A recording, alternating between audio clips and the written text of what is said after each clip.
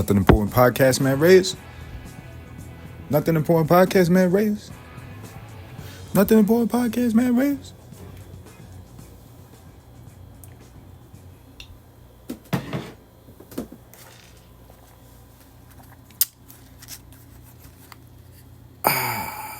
Acting off of impulse. Do you do that? What is an impulse? What the fuck is an impulse?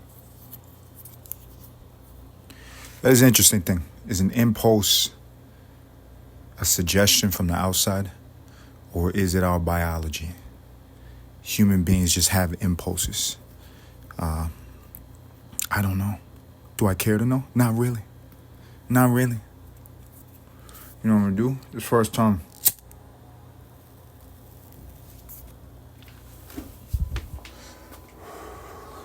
I'm gonna talk to you while I'm smoking a cigarette. So maybe that's good.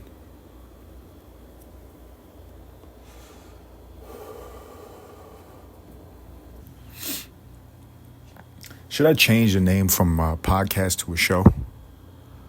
I think that would be more appropriate if I thought about it clearly.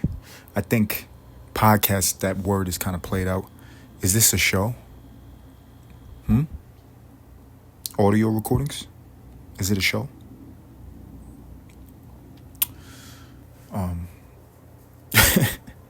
I've been fascinated, not really fascinated, but I just had this thought in the back of my head about alter egos and the benefit of having an alter ego, of having, we all have them. We all have, we all code switch, we all personality switch for, different scenarios. People claim that they don't, but that's just not realistic. That's not real. You have to be a different person in different scenarios. And I think that's just part of human nature. It's just part of human nature. But like creating your alter ego, molding a personality type that is favorable for a certain condition. Like I want mine to be like an old Spanish guy. The new one that I'm trying to mold. I want it to be like an old Spanish guy with a thick accent. I don't know. I feel like that's very, like that helps a lot in a lot of circumstances. You know what I mean? That accent helps. People still have that dumb thing in the back of their mind when they hear somebody with an accent. They assume that individual is less intelligent. And that's just like an illogical reaction that human beings have. I guess it's based off of the assumption like, oh, this person doesn't know or is not proficient in the ways that I'm proficient. They don't know the things that I know. And then the assumption, which makes them an ass, is that because that person doesn't know what they know, thinking that means that their intellect is lower. You know how it goes. So it's like a very safe way. Because if I just walked around with my voice when I don't know something, saying I don't know, it opens the door for people to critique, to judge, to say, you don't know. I don't know. But if I don't know, I think that's a little bit less. I don't know.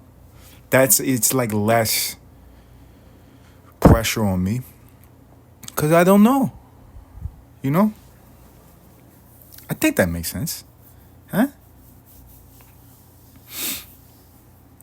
Woo! St. Patty's Day just passed, and that was interesting. I had to tip my hat in my mind. This is not a persona thing, but this is an internal reaction. Mentally, I was like, wow, the Irish, they've done something culturally. They've done something culturally in America where they are widely respected. Because I was thinking about St. Patty's Day. Everybody celebrates St. Patrick's Day. Everybody celebrates St. Patrick's Day. It's wild. I can't think of another culture. In New York City, I'm Puerto Rican. The Puerto Rican Day Parade, Puerto Rican Festival is a big fucking deal. Everybody celebrates Puerto Ricans. But St. Patty's Day is on a level that's like, whoa. Like everybody wears the same color on St. Patrick's Day. Everybody's in green. What did they do? You know what I'm saying? Like, how did they gain so much cultural popularity that they get everybody to wear green? And I think I fucking cracked the code. I'm not going to look through history to see the accomplishments of the Irish or even educate myself on what they contributed to this great nation. I imagine a lot of things, you know? But what I really think is going on, without any information, is that they're riding the coattails of alcoholism. Isn't that genius? To attach your culture to something that may be stigmatized as a negative. But what is the actual reality? People are going to drink anyway. If you attach your culture to alcohol, it's 1 and 1. When your day comes around every fucking year, everybody's going to be like, hooray, I'm fucking Irish. Today is an excuse to burn my fucking brain cells. And that's what happened, ladies and gentlemen. I did not participate. I mean, on St. Patty's Day, it landed on a Sunday this year. I had a couple of green beers. I tipped my hat mentally, and I opened the bottle cap and I took a couple sips and I enjoyed myself. Because I like alcohol, just like everybody else in New York City. We all like alcohol. It's fucking fantastic. Why? I don't know. Pain. But I did see on social media, Saturday was kind of the day that St. Patrick's Day was celebrated. It just makes sense during the week. It is a free day where you can get drunk and recover the next day. And people obliterated themselves. I looked on social media. I wasn't a participant on Saturday, but people were obliterating their brain cells. There was kids in New York City stumbling around New York City blocks, vomiting, taking all that internal negativity and putting that out on the sidewalks in New York City. And it was incredible. It was incredible to watch. Once again, I was not a participant, but everybody was getting down. Everybody was doing their fucking thing. Everybody was enjoying themselves. And that's like great PR. You know what I mean? Is there like a fucking Irish behind the curtain PR magician? You know what I mean? An age-old marketing leprechaun that said, I'm going to keep our culture popular in the mainstream by any means necessary. What are we going to do? We're going to take something that stigmatizes a negative, but people do it any goddamn way. And we're going to attach our culture to it. Drinking? Or did that just kind of like, you know what I mean? Was that like a natural, lucky thing? The luck of the Irish. The luck of the Irish, ladies and gentlemen. Is that luck? I'm going to talk about a lot of cultural phenomena today. Is that karmic resolution for all the bad things that happen to the Irish? Bad things happen to the Irish for a long fucking time. So maybe it's luck. Maybe it's a karmic cycle. Who knows? Maybe it's a genius marketing leprechaun. There's a lot of possibilities, ladies and gentlemen. I'm starting to believe in the metaverse, and I don't even read comic books. What is happening? I don't know. I love that phrase, though, the luck of the Irish, because I'm a big fan of superstition. I'm a huge fan of superstition. I think it is the spice of life. I think it is a great ingredient for us to be able to navigate this experience that we are all sharing. We're alive. We are vibrant. We're energetic. We're beams of energy that are caged into physical bodies, and we're all bumping into each other trying to figure out what the fuck is going on, collectively probably saying, I don't know. Maybe not in a Spanish accent, but maybe in your mother tongue, And the concept of a superstition, it's like childlike magic. It's something that you can invest a small portion of your psychological life savings into to spice things up. It's beautiful. What do I sound like now? Is this the persona of a financial advisor, a spiritual financial advisor? You know what I mean? You have your portfolio. You only want to take a certain percentage of that and invest that into childlike magic, or you will be a crazy person. But you do want to invest it because it's a nice roll of the dice, ladies and gentlemen. What happens? You grow up and you still have a fucking soul. You still look at things on the fucking bright side, and it isn't that important. That's why I like superstition.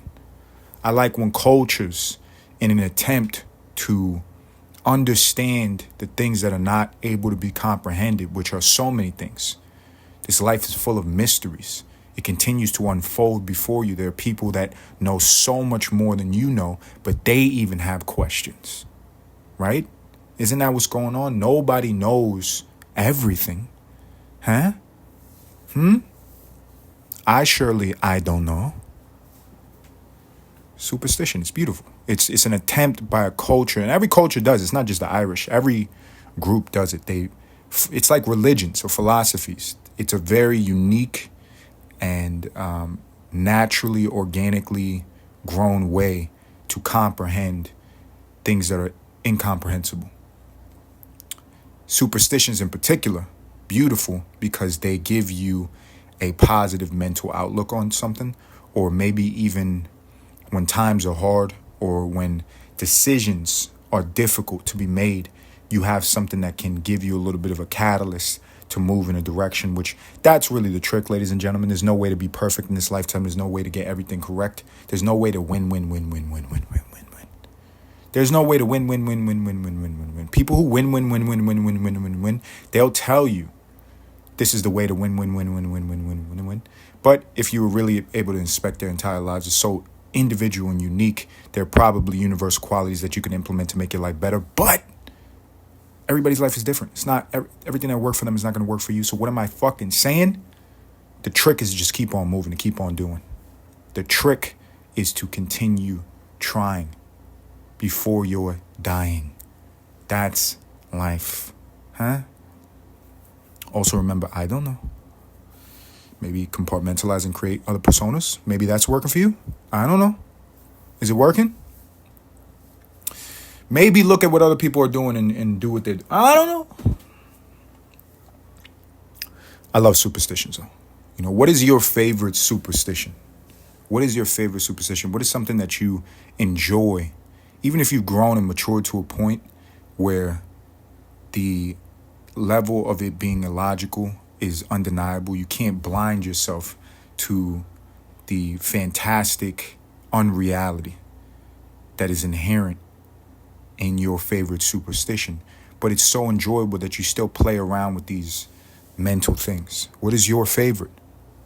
If I had to think about my favorite, I do appreciate the culture of the Irish, the luck of the Irish, the concept that there is a mystical creature who is a trickster, the leprechaun, and he's tends to hang around rainbows. I'm thugged out, nigga, but I just seen a motherfucking rainbow, nigga. I ain't that motherfucker thugged out, nigga. That shit beautiful than a motherfucker. My baby mama probably at the end of that bitch with a gold digging ass. Which I didn't know was like a physical phenomenon. I thought that was like a light. It was like an optical illusion or some type of contortion of light. That's how I understood a rainbow. I'm not smart. I don't know really. I don't know what is real and but in this superstition, there's a rainbow and there's a leprechaun, and if you can follow the leprechaun to the end of the rainbow, you get his pot of gold. And I was like, wow, that is such a whimsical is that even a superstition? Is that like a fairy? What is that? How is that applicable to life? You know what I mean?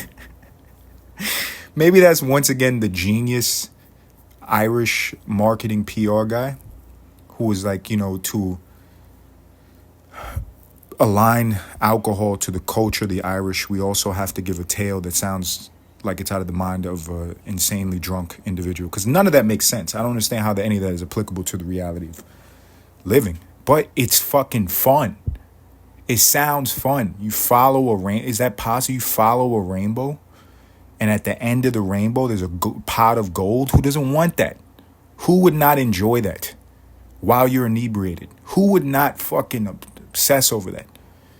Such a fucking wild goose chase. That's wonderful. You know? I'm trying to think of like a good superstition. I'll give you a couple of ones. These are not my favorites, but these are just very common ones, like black cats or bad luck. I think that's racist. I think that's racist against felines personally, ladies and gentlemen. I think, you know what I mean? states like New York, we should campaign against horrible stereotypes for darker complected felines. I think that's personally racist. But that is a pervasive superstition. That is something you hear a lot. What else is an incredible superstition? You step on a crack, you break your mama's back. That one is, I think that was like in the hood, and it maybe just rhymed. There was some kid that said it, but that was so catchy that it fucking, you know what I mean? It took life. It took life. There's like thousands of children, probably tens and tens of thousands, hundreds of thousands of kids that have said that. You step on a crack, you break your mama's back. Is there any validity to that? I imagine there had to be a scenario. At least a couple fucking times there was a kid that stepped on a crack in the street, on a road, and simultaneously his mother's back broke. Possibly. You know what I mean? There's another hood one. If you drop the blunt, somebody's fucking your girl. Oh my God. You know what I mean? If you're already not riddled with paranoia from consuming THC, jeez, it's a way to fucking blow somebody's high. You know what I mean? You already dropped the blunt. Nobody's going to fucking drop stuff onto the ground and have to pick it up and put it back on their mouth. You have that slight germaphobe paranoia. Now you have to think about somebody fucking your girl. And you're just trying to enjoy some weed. It's wild. It's fucking wild. Let's think about positive superstitions. Let's think about positive. Let me look it up. You know what I mean? Because I can't think of any great positive superstitions. Let's go to Google. Let's see. Of course, some superstitions are universal. Knocking on wood. Okay, knocking on wood. We're familiar with this. That is like a preventative measure. So there is a practical application to this superstition. If you don't know, it's almost like saying God forbid, but maybe you don't believe in God and you believe in wood, which the Son of God was a carpenter and he dealt with a lot of wood. So maybe you do believe in God, but you just don't admit. I don't know how it fucking works, but if you knock on wood 3 times, it's a preventative measure. It's saying, God forbid this happens. God forbid this happens. So you knock on wood and that stops bad things from happening. How's that working out for you? Carrying a good luck charm, such as a 4-leaf clover. That's also something that derives from the Irish culture. A 4-leaf clover is something that is seldom found in a patch of clovers. Clovers typically have, I guess, 3 leaves or 5 leaves or 7. I don't know how many leaves a clover typically has. Apparently, 4 is a little bit scarce in the world of clovers. And so if you find a 4-leaf clover, it's lucky. Lucky dice or special gemstone. So lucky dice, special gemstone. Now we're going. This is like the con part of the leprechaun. You know what I mean? Superstitions can kind of be something that's very whimsical and something that you should invest a small portion of your psychological portfolio into because it keeps you young. It's fun. It keeps you vibrant. But you also want to beware of scams. And where there's good, there's bad. Superstitions sometimes come with a little bit of con work. Leprechaun? Huh? Lucky dice? Somebody shave in the corner of those dice? Don't want to trust lucky dice. Especially if you're in Vegas, ladies and gentlemen. Special gemstones, there's an industry that is booming right now. You will see it. If you go into public areas, you'll see young people with tables and nice garments cloaking those tables and sprawled out array of rocks. Maybe they're shiny, maybe they're dull, maybe they're crystals, maybe they are, glittering, maybe they're fake, who knows? But people invest a lot of their energy and belief into these stones, so much so that it is a small economy. It is a small economy, ladies and gentlemen, and I think it's a scam. Making a wish on a stray eyelash, a falling star, wishing well, a rainbow, or blowing out birthday candles are all ways for good fortune to come to you. I want to be like a superstition PR marketer. You know what I mean?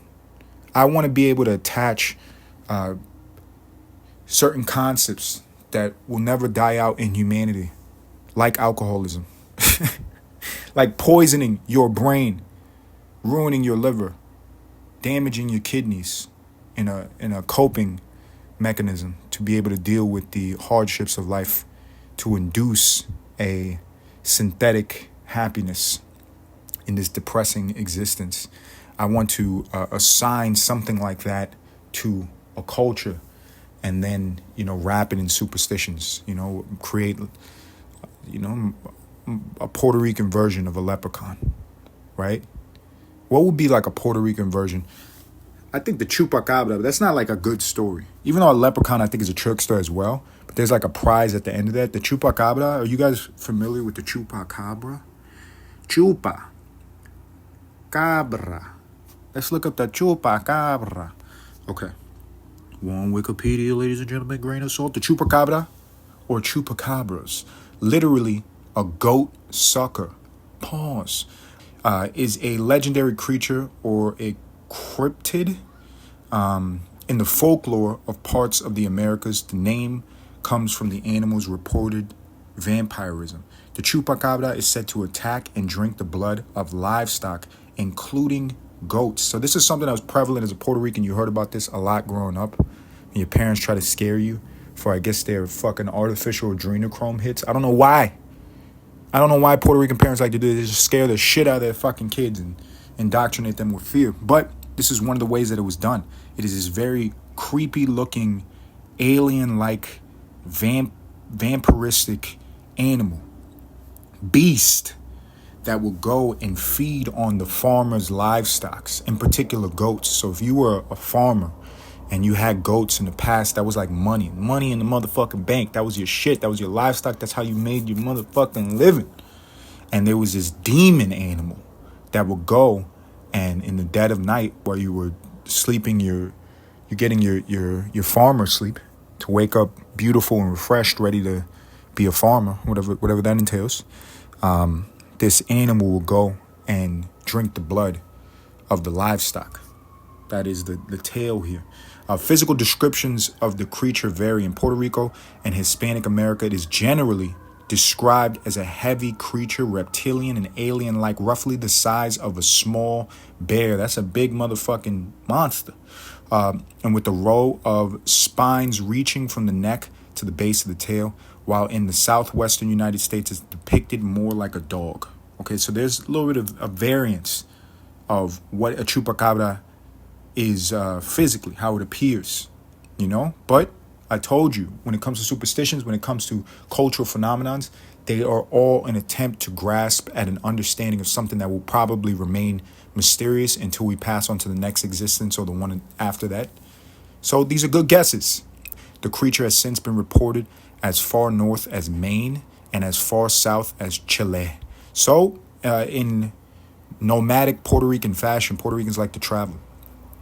This creature has, the initial sightings started from Puerto Rico and it went to Maine. I guess, Puerto Rico wasn't cutting it. It wasn't like in the farm life.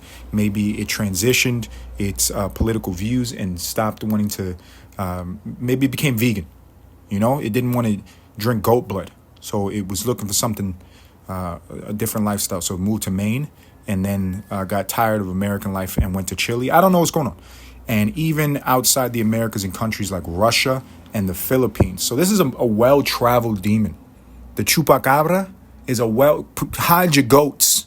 Hide your motherfucking goats. All of the reports are anecdotal and have been disregarded as uncorroborated or lacking evidence. Sightings in northern Mexico and the southern United States have been verified.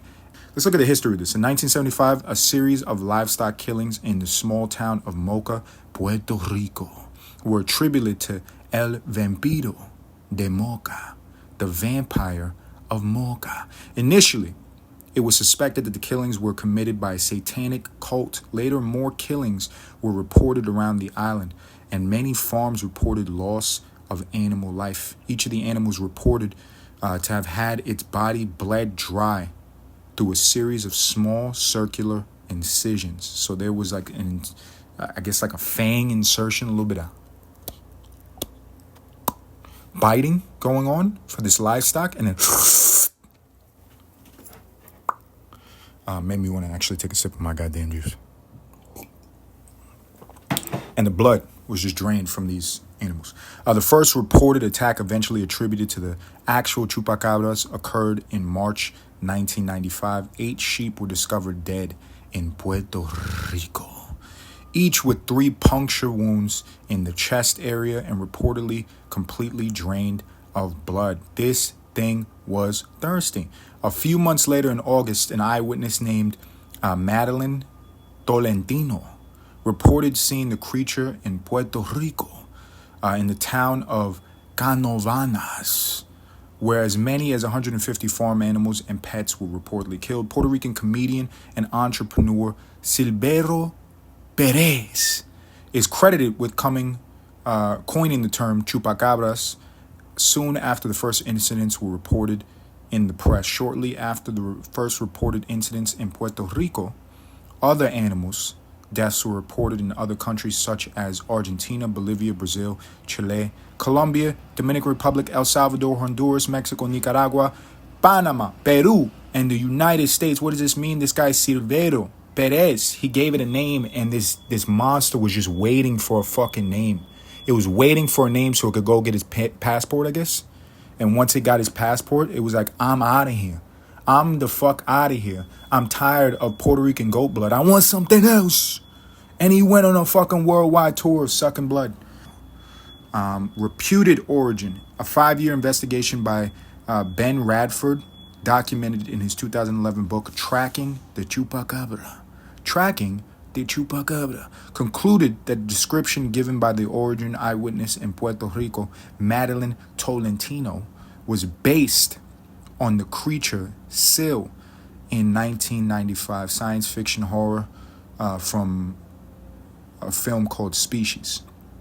The alien creature Syl is nearly identical to Tolentino's chupacabra eyewitness account, and she had seen the movie before her report. Okay, so now we get into a little philosophical debate. Is life imitating art, or is art imitating life? What came first, the chicken or the motherfucking egg? This creature named Syl from a 1995 movie, Species, or the chupacabra? It was a creature that looked like the chupacabra with its spines on its back, and all the resemblance to the chupacabra was really impressive, Tolentino reported. Radford revealed that Tolentino believed that the creature and events she saw in Species were happening in reality in Puerto Rico at the time, and therefore concluded that the most important chupacabra description cannot be trusted. So there's a lot of fucking gray area here, ladies and gentlemen.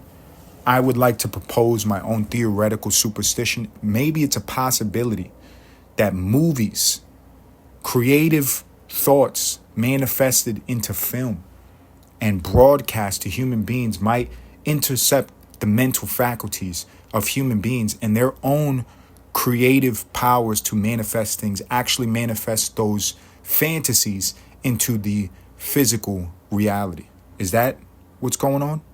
People are influenced by art, and maybe their engagement with a fear from a movie that they saw actually comes into being. And if they just didn't really believe what they saw, this chupacabra would have never existed in the first. Though this Radford believes, seriously undermines the credibility of the chupacabra as a real animal. Radford's like, this is not nice. We wanted to believe, but this is making it look like it's bullshit. The reports of blood sucking by the chupacabra were never confirmed by necropsy. I guess that's like a blood sucking test. The only way to conclude that the animal was drained of blood. Dr. David Morales, a Puerto Rican veterinarian with the Department of Agriculture, analyzed 300 reported victims of the chupacabra and found that they had not been bled dry. Radford divided the chupacabra reports into 2 categories. The reports from Puerto Rico and Latin America, where animals were attacked and it is supposed their blood was extracted, and the reports in the United States of mammals, mostly dogs and coyotes with mange, that people called chupacabra. In 2010, University of Michigan biologist Barry O'Connor, we're back to the Irish, concluded that all the chupacabra reports in the United States were simply coyotes infected with the parasites Sarcopus scabiei. I got it, you know what I'm saying? A little beef with Barry O'Connor. You guys get the fucking day where everybody wears your color and consumes various amounts of alcohol, burn their brain cells, and tip their hat at the eye. Can we have this? Can we have a Puerto Rican blood-sucking demon? Can we have our shit, man? We know leprechauns are not real. We know there's no pot of gold at the end of the fucking rainbow. We let you guys have a fucking cereal. I want chupacabras. I want my culture to have a phenomenon that is bullshit as well, but that causes everybody to wear the same fucking color. Is that too much to ask? Is that too much to ask? I think Puerto Ricans are important. Is that too much to fucking ask? Let's look up the legend, Barry O'Connor, of leprechauns. A leprechaun in Irish folklore is a fairy in the form of a tiny old man, often with a crooked hat and a leather apron. Solitary by nature, he is said to live in remote places and to make shoes and I don't know how to pronounce that next word. The leprechaun has been classified as a solitary fairy by the writer and amateurist folklorist William Butler Yeats. Yeats was part of the revivalist literary movement, greatly influential in calling attention to the leprechaun in the late 19th century. This classification by Yeats is derived by, you see, we got doctors and, you know what I'm saying, amateur folklorists that are giving credence to something that's so ridiculous as a fucking fairy tale serial character. You know what I mean? What are we doing here? What are we doing, Puerto Rico? We got to do better. We got to pump up the motherfucking, you know what I mean? The chupacabra. It's stressed that the leprechaun, though some may call a fairy, is clearly to be distinguished from fairy mound or wraths. I don't know what any of this shit is. Leprechaun being solitary is one of the most distinguishing characteristics, but additionally, the leprechaun is thought to only engage in pranks on the level of mischief and requiring special caution. But in contrast, the leprechaun may carry out deeds more menacing to human beings, the spiriting away of children. Okay, you see how this works? And this is part of my attempt to do better marketing for Puerto Rico, because this is how the Irish, this is how they're doing it, and it's ingenious. I have to tip my hat internally once again to you. Not only is everybody wearing your color, or that you've associated the delicious refreshments of burning your brain cells through the medium of alcohol with a day where you get celebrated every motherfucking year, but you understand how to write shit so it doesn't sound as bad as it does. Allegedly, this ain't that bad. You know, they're only on the level of mischief, but they also spirit away children. Come on, son. I'd rather drink goat blood than This is what we're going to do, ladies and gentlemen. This is what we're going to do. We are going to, in an attempt to aspire to have cultural public relations marketing like the Irish. I think we're doing pretty good as Puerto Ricans. We got a day two. We got a weekend. We got a motherfucking parade. But I want some of our superstitions to have some more motherfucking respect on their goddamn name. Let's put some clothes on the chupacabra. Yes, he sucks goat blood. Let's not fucking judge. Can we put some clothing, a nice outfit on the chupacabra so nobody has to see the spines in his fucking back? He can walk around with some dignity. He got his passport. He can move around the world. He's well traveled. I imagine he's changed from his origins. I've already implied that maybe he's vegan now. Maybe he's not even sucking goat blood anymore. We have this bearded old man walking around spiriting away children, and we give him the respect of a nice outfit. Even two. He has a variation. Apparently, he could wear red and green. What does the chupacabra get to wear? This is what we got to decide, ladies and gentlemen. Puerto Rico, let's band together and show some respect to our superstitions. I think we're on the way. We are on the way, ladies and gentlemen. We are on the way. All of this, very idiotic. But it's for your entertainment, ladies and gentlemen. It is for your motherfucking entertainment. Shouts out once again to the Irish. Raise a glass of beer. Tip your green or whatever colored hat to the Irish. And when it's all weekend, show the same motherfucking respect to the chupacabra. Ladies and gentlemen, that's been a podcast. Anybody who's continued listening to the Nothing Important podcast, continue listening. Go on to the Instagram, Nothing Important podcast on Instagram. Like posts, like reels. Go over to the X platform. El Nada Dada. ELNADADA. And like the post. Like the videos. Like the podcast. Follow me. Go over to YouTube for visual content. Nothing Important Podcast on YouTube. Until next time.